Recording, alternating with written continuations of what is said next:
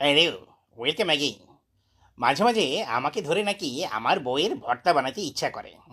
সে আবার ভর্তা এক্সপার্ট।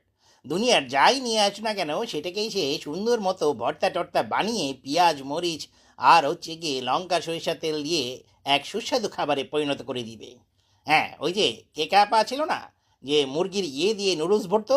হ্যাঁ, তেমনি সে যেমন ছিল হচ্ছে নুডলস এক্সপার্ট, আর আমার বউ হচ্ছে ভর্তা এক্সপার্ট। দেখো, এত মুখরোচক এতগুলো ভর্তা যদি সামনে থাকে তাহলে ক্যামেরাম্যান কি আর না খেয়ে বসে থাকতে পারে? তাকে একটু তুলে দিল।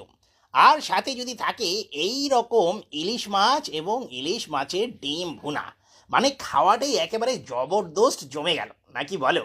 হ্যাঁ, ভর্তাটা বাঙালি রসনাবিলাসের এক অপূর্ব সৃষ্টি।